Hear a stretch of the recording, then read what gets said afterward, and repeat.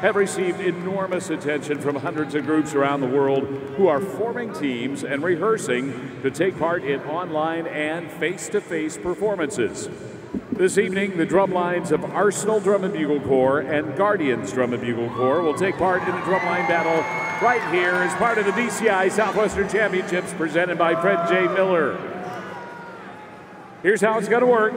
Each group will perform 1.5 to 2 minutes of high-octane, in-your-face drumming. And then we'll have a rebuttal round. How's that sound? All right, here we go.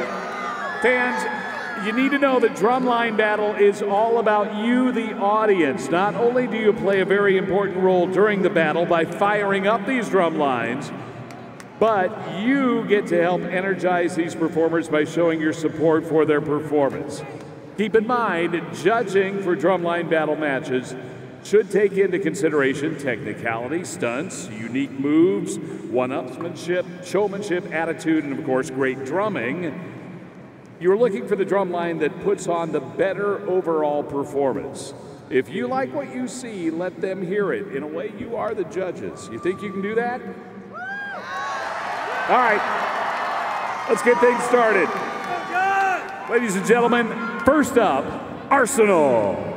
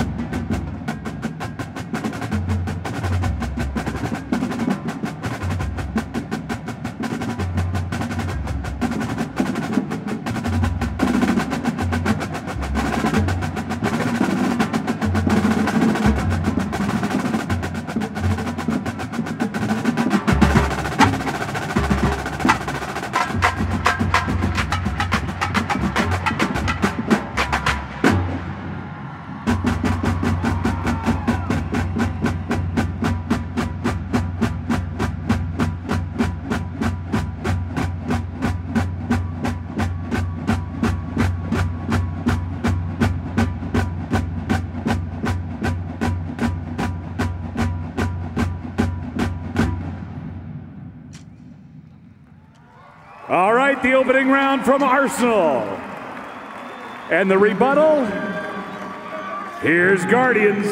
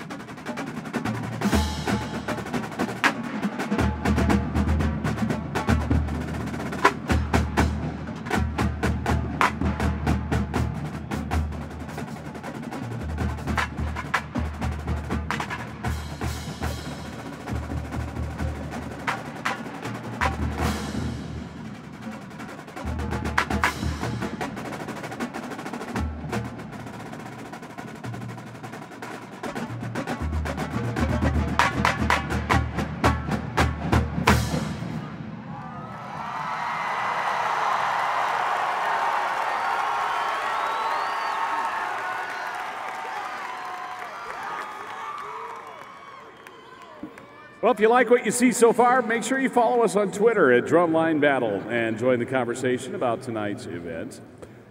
Before we get on with the final round, we want to give a special shout out to our Drumline Battle corporate sponsors who help make tonight's event possible. Thank you to Zildjian, ProMark, On2 Percussion, Etymologic Research, official hearing protection company of Drumline Battle, Fruhoff Uniforms, Remo, Evans, the U.S. Army Music Program, Pearl, MarchingApparel.com, and Winter Guard Tarps, the official supplier of Drumline Battle floor tarps. And now, let the final round begin. Here's Guardians.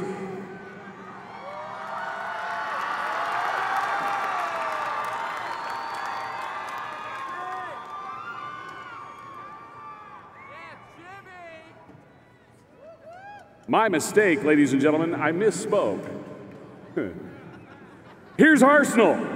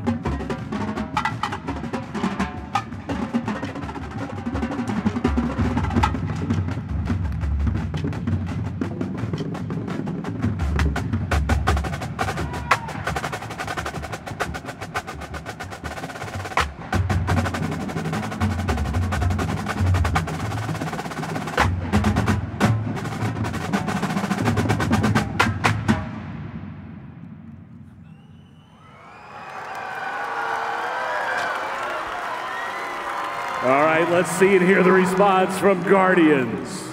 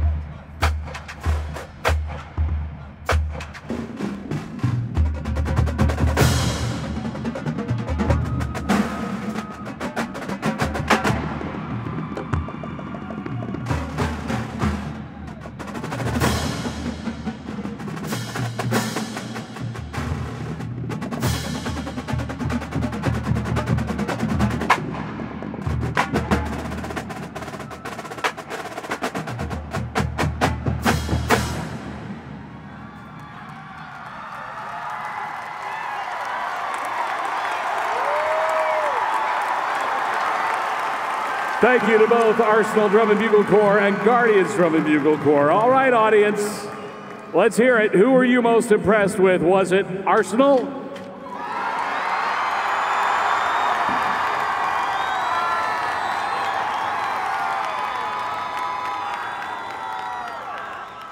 Or was it Guardians?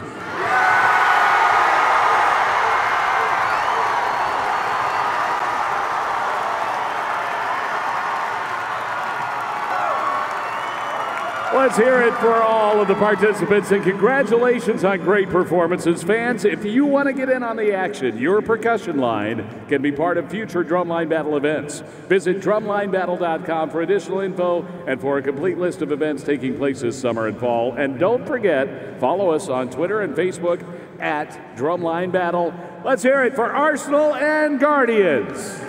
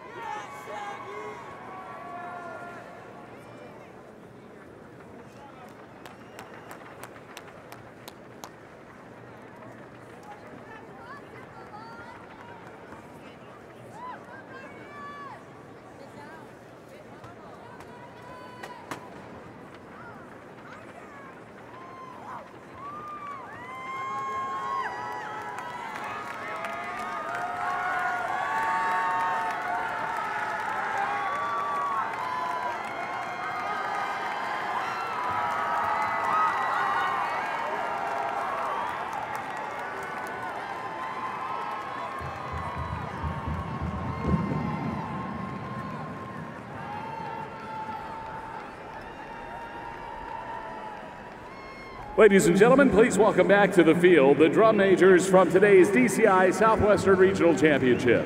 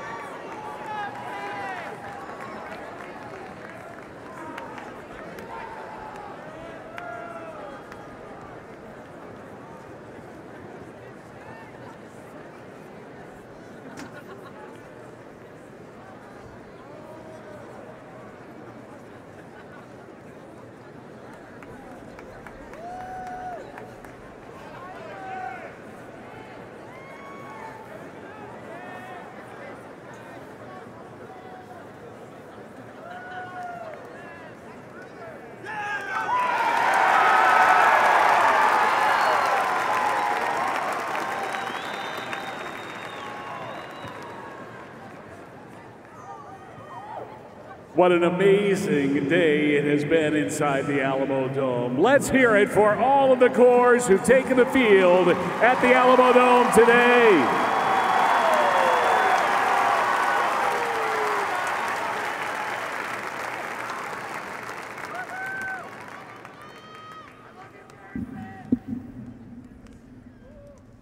And now the scores.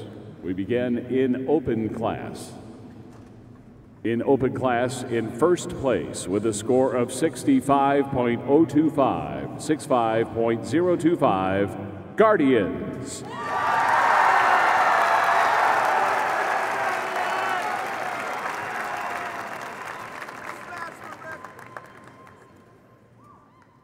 Now to world class. In world class, in 24th place with a score of 60.025, 60.025, Pioneer.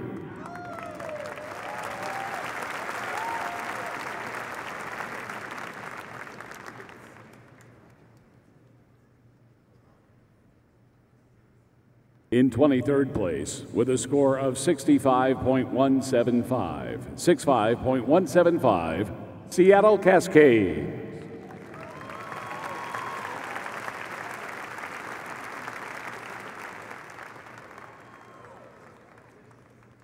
In 22nd place, with a score of 65.275, Jersey Surf.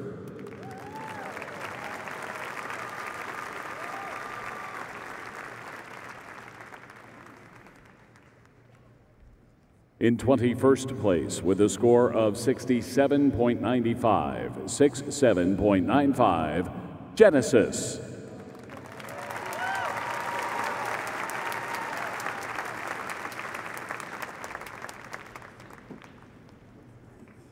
In 20th place, with a score of 69.813, Oregon Crusaders.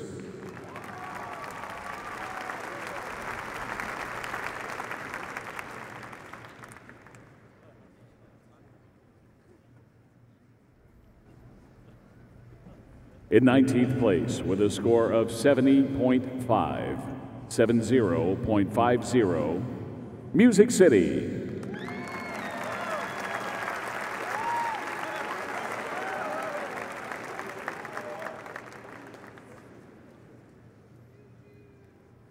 In 18th place, with a score of 72.175, Pacific Crest.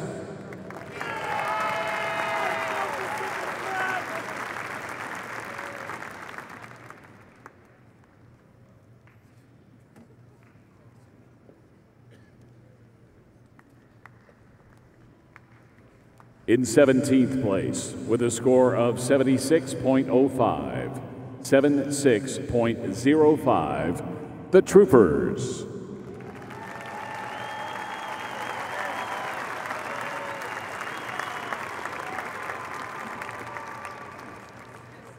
In 16th place, with a score of 77.225, the Madison Scouts.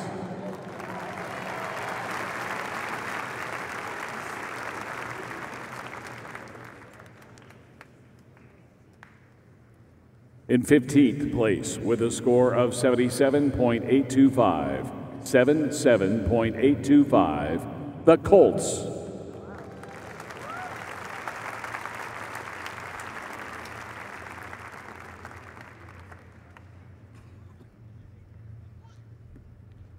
In 14th place, with a score of 78.188, Spirit of Atlanta.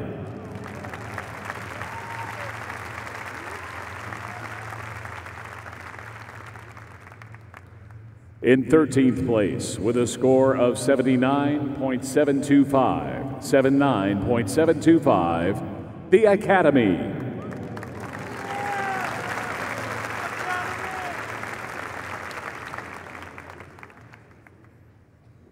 In 12th place, with a score of 80.85, the Crossmen.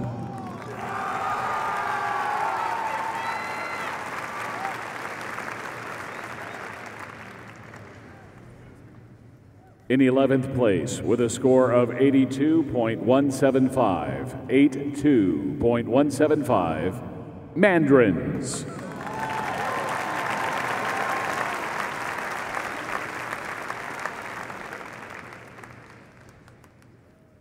In 10th place, with a score of 83.725, Phantom Regiment.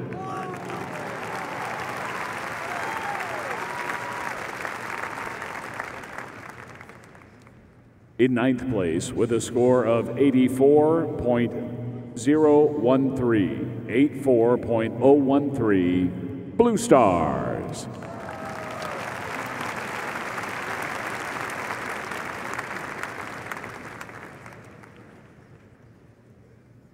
In 8th place, with a score of 84.20, the Blue Knights.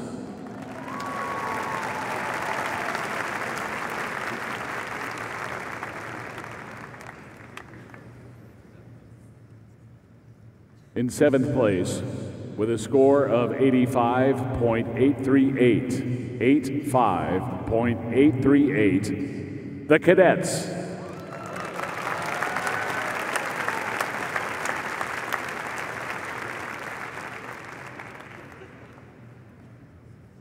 In 6th place, with a score of 88.25, 88.25, the Boston Crusaders.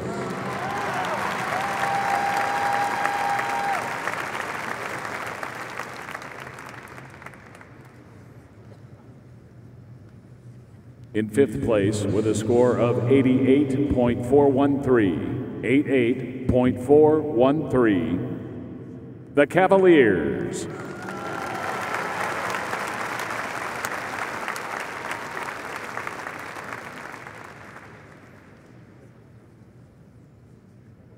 In 4th place, with a score of 90.088, 90.088, Carolina Crown.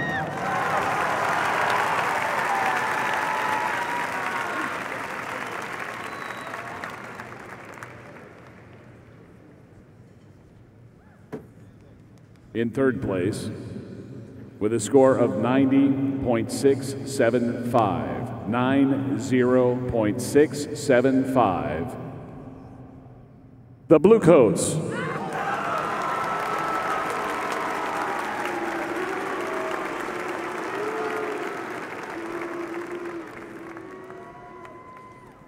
In 2nd place, with a score of 90.975, 90.975, the Blue Devils.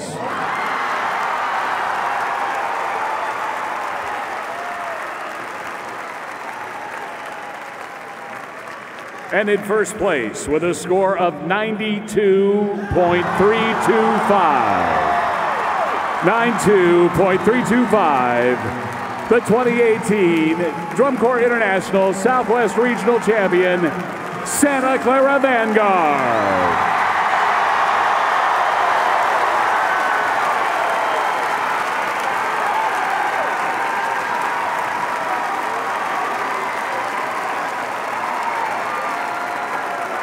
Let's hear it again for all of our 2018 DCI Southwestern Regional Championship participants.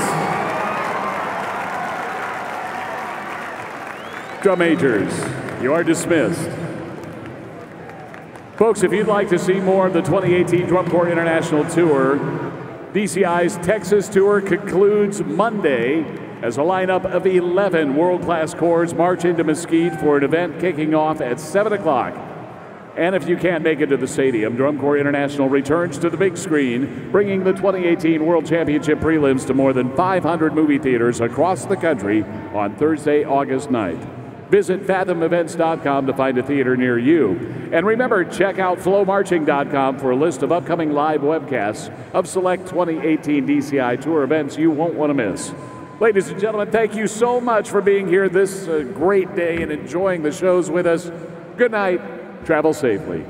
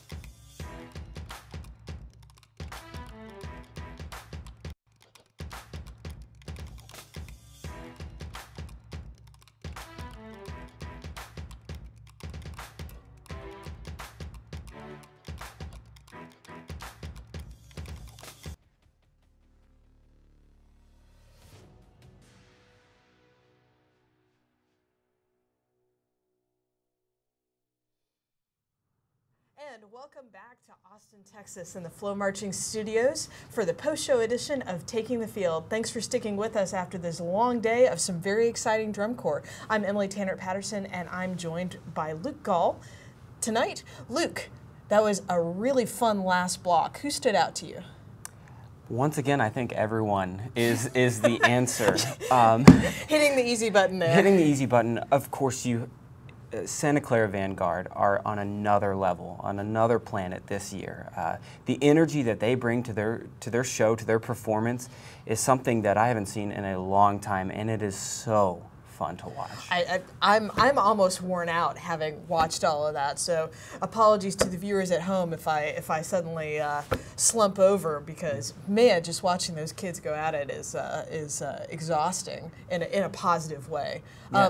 Let's dive right in and take a look at the scores from tonight.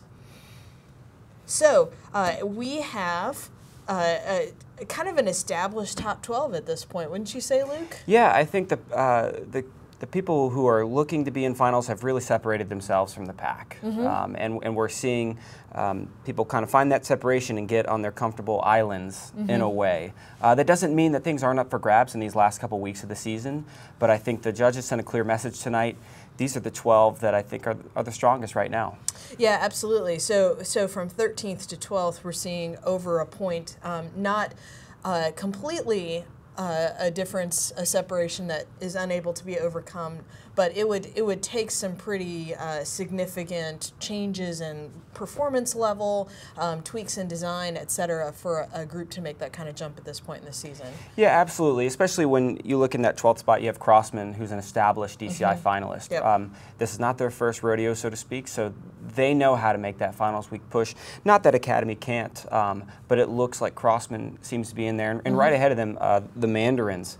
Yeah, we talked about them quite a bit during the pre-show, and you know, still sitting in 11th and a point, about a point and a third ahead of Crossman. Yeah, they're comfortably in right now. Now you know that they are not going to. They're not going to be comfortable. Right, they're going to continue to push, but I think this score is well deserved tonight. I think they really had a great show. And I think they deserve to be in this top 12. Yeah, a lot of momentum for that group. Certainly, they have to have a lot of positive feelings about the work that they're doing, both membership and staff. Yeah, absolutely. And then moving on right ahead of that, we have a kind of a chunk of three. We've got Phantom, Blue Stars, and Blue Knights, all within about a half a point within each other. So that's something where it could really fluctuate over these last couple weeks. Yeah, and we're seeing these groups, they've flip-flopped just across the past week going head-to-head. It's anybody's score on anybody's night. Just that's where that performance aspect comes in. Luke? Yeah, I mean, I think that's very true, and that's what I like about this point of the season is where things can flip-flop, right? And it really is, you have to bring your A game, and if you don't, you might find yourself slipping down just a little bit, and it's all the more reason to bring that A game. Yeah, and we're really starting to see, you know, who's going to refine, who's going to be able to make that push all the way to the end, who's maybe starting to peak a little bit too soon and fade away. Yeah. So. Yeah, and that's the big challenge. Yep. Is figuring out for these drum corps how they are going to build the rest of their season in terms of scheduling, whether they're going to spend it cleaning, whether they're going to spend it adding or subtracting in some cases. Absolutely. So it's just as much on the design team as it is on the members in a way. Yeah, absolutely. And we'll get a little more in depth about that in a few minutes here. Going back to the scores, you know, Cadets looking like a solid 7th. They've been in that spot for several weeks now. A point and a half on one side of them, 2.5 points on the other side of them. Probably not going anywhere at this point in the season. Yeah, I think so, and I think their show fits right in perfectly in that 7th slot. It's a strong show, and they've got plenty to clean up over these last couple of weeks. And then we have Crusaders, you know, again, making moves this year. Crusaders and Cavaliers 6th and 5th, man, just 0.2 apart. That's another case where it's anybody's show on anybody's night. Sure, and it's been fun to watch this battle because Boston has fluctuated all season. You know, there were points of the season where they were very close to Carolina Crown, and many thought that they might pass them. And now they're sitting just a little further back. But you know, with that team that they have there, they're going to be fighting throughout the entire season. Yes, and then Cavaliers, you know, it's so great to see that core. We've said it all throughout the season, but it's so great to see that core having success. Just a group of individuals that has had so much success in DCI history, and to see them back towards the top half of the top 12 and really popping a nice comfortable 88 tonight with a really fun show that is engaging both from an entertainment standpoint as well as an intellectual standpoint. Yeah, I think the way that the musical themes are tied together and the visual themes is really beautifully done. And like you said, it really is fun to see them kind of back where I think they belong right now. Yeah, and then right above that we've got Carolina Crown. They've separated themselves a little bit from the Cavaliers with a strong showing tonight. They've got some changes that they've been working on, and you know what? They're staying kind of in the mix. Yeah, still striking distance from that next two. Bluecoats and BD obviously very, very close, but Crown is only 0.6 back, so that's not as far away as you might think. Yeah, that was a little closer than I expected. Now, Bluecoats and Blue Devils, I expected that to be tight, and I'm really interested to see the recap because we talked earlier today about the show last night and how GE was the thing that pushed Bluecoats to that second place finish. So it'll be interesting to see how the numbers play out tonight when we get a chance to take a look at those recaps and see where everything fell and what caused Bluecoats to drop back down to that third spot. And then last but not least, or first and most perhaps, SCV claiming their first Southwestern Championship title in recent history, and 92.325, almost a point and a half above Blue Devils. That's pretty big. Yeah, when you get to this point in the season and you're that far ahead of another group, it's not insurmountable, but once again, that's a moment where the judges are saying, we really believe in the show. We believe in what the performers are doing, and they're rewarding them for what they're doing. So we're just taking a look here at some of the show, some of the percussion moments. Percussion's absolutely on fire again this year. Well, you know that guy Paul Rennick, and he's pretty good. Yeah, he's pretty good, and they have a long-term staff at SCV. I know they have a lot of repeat membership in that percussion section. They have a bit of a feeder situation because the Rennicks also teach at University of North Texas, so they're able to do a lot of development year-round. By all means, there are certainly members of that drumline from other groups, but it's just such a well-refined percussion section, not only in terms of what they're doing, which is highly complex, so really challenging content, but also in terms of how well they do it. They are just so refined and so balanced. They match so well. That's something that Paul Rennick does as well, if not better, than almost anyone else in the activity. And without taking anything away from some of the other amazing names, Scott Johnson, Colin McNutt, lots of great percussion instruction going on, but that group in particular has asserted itself in a big way this year in that subcaption. And sorry for getting on the percussion nerd bus, but yeah. Well, I'll get on the brass bus, which is, you know, the SCV brass. They've taken it up another notch. They've always been a stellar brass program, but we're seeing them win the brass caption quite a lot this year.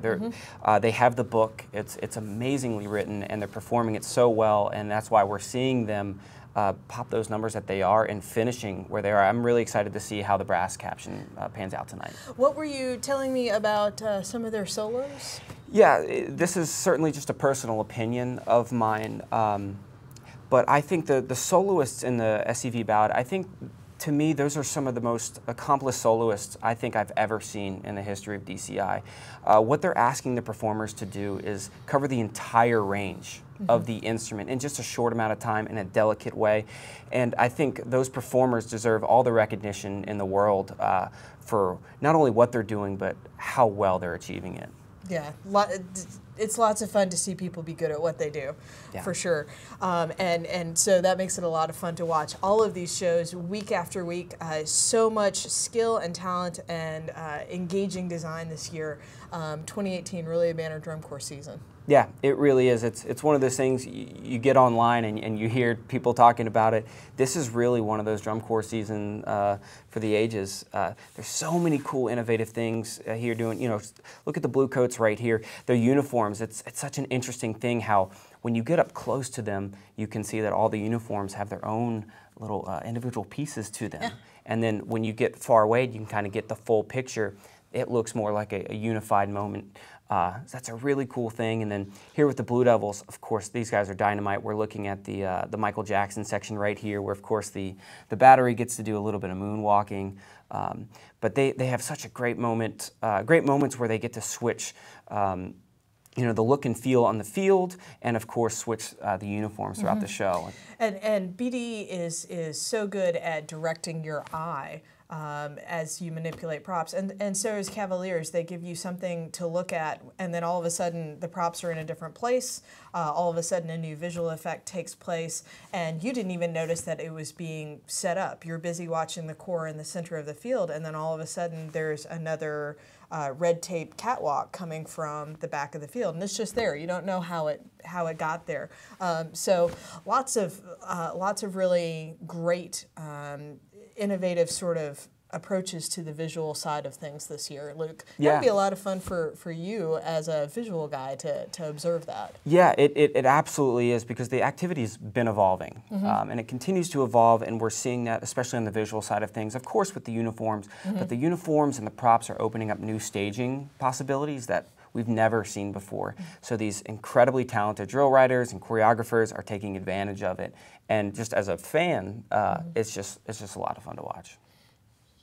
Yeah. So, as we were talking about, it's almost to the end of the drum corps season. I know it doesn't seem that way because we still have Atlanta and then Allentown before we get to Indianapolis, but we're only 3 weeks away from championships. So now is the time. We saw a few new things this week, Luke. Yeah, we did. This is the time where corps are really trying to put their last finishing touches on their show so they can really clean for the remainder of the season.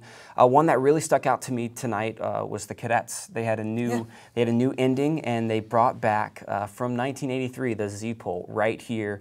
I think it's a great addition to the show. The show has a great message. It's coming at a great time. They pulled the Z pole in there. It is just classic cadets. And referencing, you know, cadets history, I'm a drum guy, and even I've heard of the Z pole. Who invented it? Some famous guy. George Zingali. Yeah, his name starts with the Z.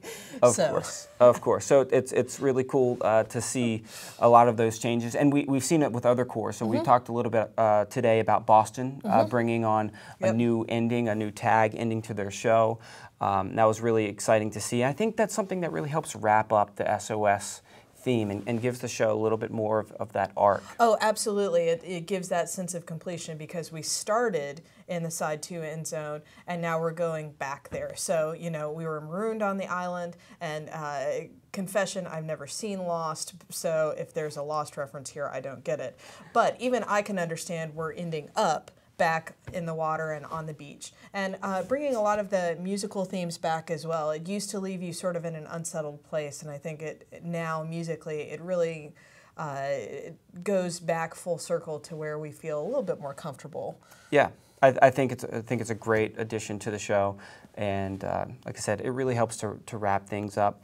And then Bluecoats also have some additions to the show. They've changed a couple of things musically at the end, added some things, and they've really got more involved with these props here. Yeah, I'm curious to see how they refine this in the next couple of weeks, because it does feel maybe a tad rushed at the moment, but it's nice to see them really kind of fill in the front stage and bring it back in your face right at the end of the show. Exactly. They've got those props on the field. You want them to utilize it in this way, and they finally give it to you. So I think just from that perspective, it is pretty satisfying. And, you know, this is a good point to talk about what's happening for the rest of the season. Corps really have to start to make a choice whether they're going to continue to change, they're going to, you know, just start cleaning, or you know, just keep it as is. You know, they've got to make that decision. Yeah, there's a limited number of hours in the day, and pacing the students gets really important at this point in the year. A lot of these corps moved in, if you will, at the end of May. They've been doing this for a long time. It's a grueling thing to march a drum corps, to go 12 hours a day through a month of every days, then being on the road, sleeping on the bus, gym floors, a new location almost every day, long rehearsal days, longer show days with long nights on the bus. A lot of these corps are actually going to take a day off. It'll surprise people to hear, but the San Antonio Free Day is sort of part of the drum corps canon. Yeah, it's the famous Free Day. You know, everyone spends their day at the River Walk, and many people do laundry as well.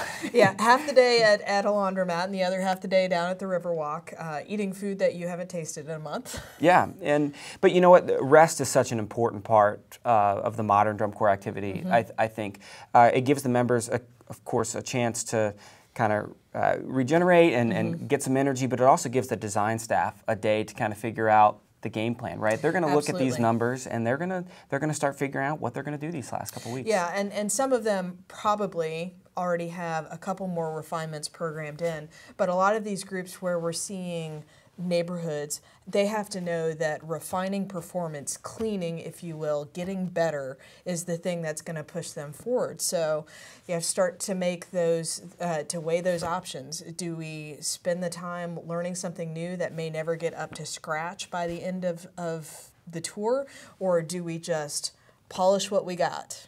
Yeah, it's a tough call, and you never know the answer to the question until the season's over. Of course, these corps have world-class designers and educators leading them, so they've got some experience to rely on. Yep. But of course, they're going to be listening to these judges' tapes, listening to these numbers, and trying to see what they're saying, so they can understand what really is the best course of action for their drum corps.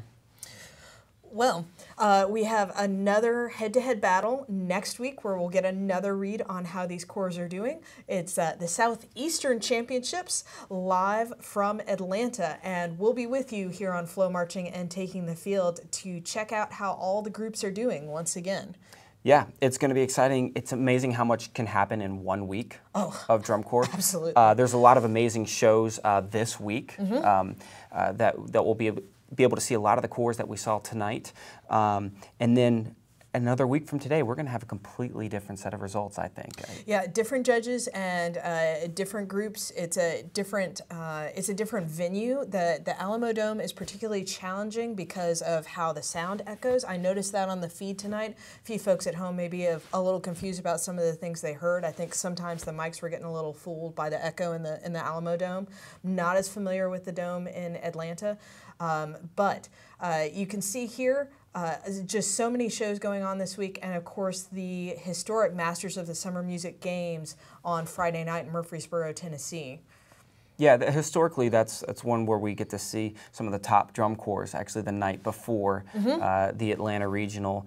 And you know, the next time we get to see all these corps together is that Atlanta Regional. Of course, it's here on FloMarching, and that's going to be really fun to see, once again, to see what these corps do in 1 week's time, because it's going to change. I really think so. Yeah, absolutely. And then on Sunday, we even get, after Atlanta, we get that Night Beat show in Carolina. So we have 3 major shows back to back. The competition just does not let up this part of the year. The corps don't get to take any time off. So we promised you that you would get to participate in calling this contest today. We had the fan favorite poll. We thought early on that it was going to be one of those top world-class corps. Yeah, we were calling SCV in Boston, and you had who? I think my final call was SCV, but we'll see how it turns out. So let's take a look at over 37,000 folks voted, and your fan favorite was Music City from Nashville, Tennessee. As a Tennessee native, thank you so much. You made me proud.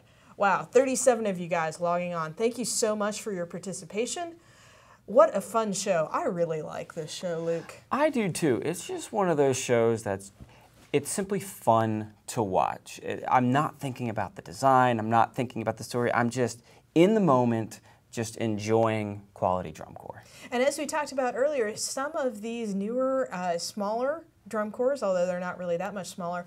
Not a lot of props on the field, and I get to just enjoy watching the members and the color guard play and spin and do their thing. This show is really interactive. They do a great job engaging the crowd. You can tell the performers really enjoy this show.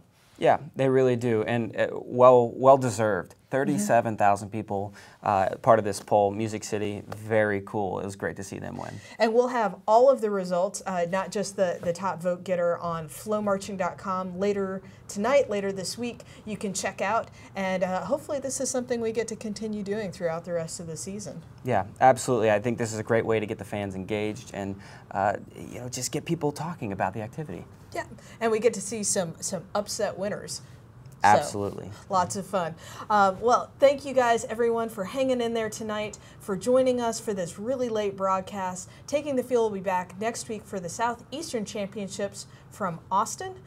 Not from Austin, that's where we are. The Southeastern Championships are in Atlanta. Sorry, folks. And here's the remainder of the Taking the Field schedule for the rest of the season. We'll be with you for Night Beat next Sunday, both days of Allentown, and then all of the DCI Finals Week in Indianapolis. This is a great recap of all the corps we saw today. Thank you again so much for joining us for this long and exciting day of drum corps. We'll see you next week from Atlanta.